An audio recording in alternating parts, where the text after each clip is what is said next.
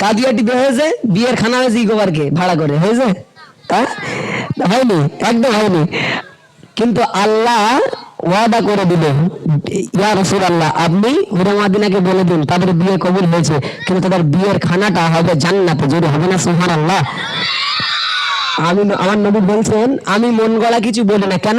আমার আল্লাহ যেটা আমাকে বলতে বলে আমি নবী সেটা বলি। যদি হবে না সুবহানাল্লাহ? তাহলে আল্লাহ বলে দিয়েছেই বলে নবী ঘোষণা দিয়ে দিল যে তোমার বিয়ের খানা হবে জান্নাতে।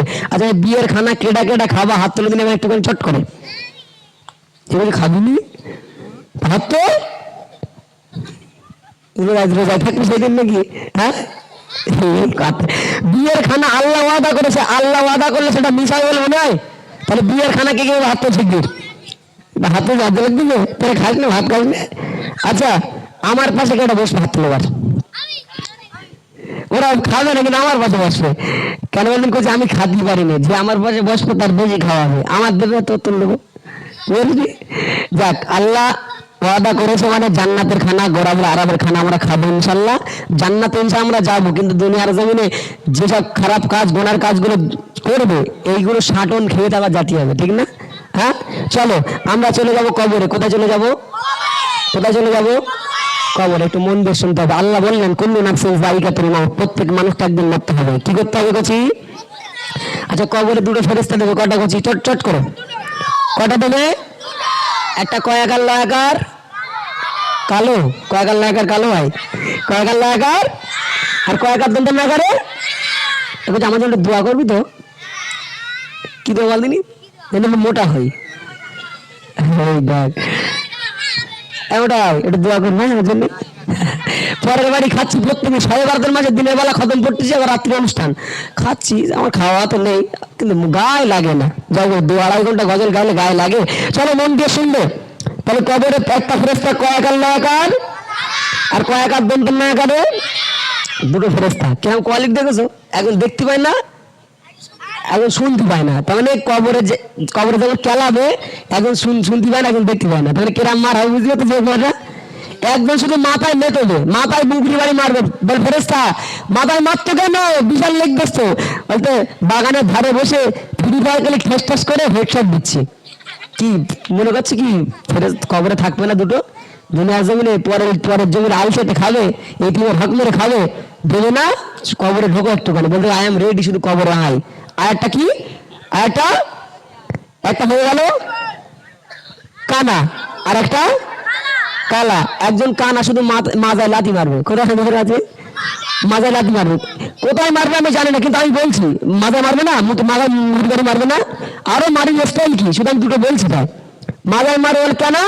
মানে পরের বার থেকে গরিব মেয়েটার বিয়ে দেওয়ার সময় জুলুম করে যৌতুক নিয়ে 8টি আর বাইক ঠিক মেয়ে দেখতে চেষ্টা হচ্ছে কি, মারবে না? খবরদার। চলো কবরে চলে যেতে হবে। কবরে সামান তৈরি করুন, কেমন করে কবরে নিয়ে যাবে আর কবরে কি হবে? কবর ছিল কবর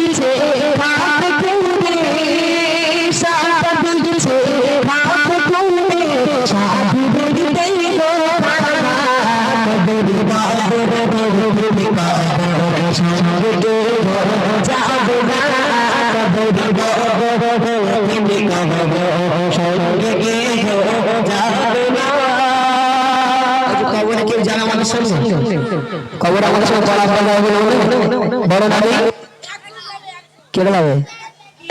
হ্যাঁ, নিজেই যাবো। হ্যাঁ, ঠিক বলেছে। যে করছি কবরে আমাদের সঙ্গে বড় আব্বা যাবে, বড় যাবে কি বড় নানি যাবে? এসে কি সিঙ্গেল যেতে হবে? যেতে হবে, একাই যেতে হবে। চলে যাবে কবরে। তারপরে কি হবে করছেন?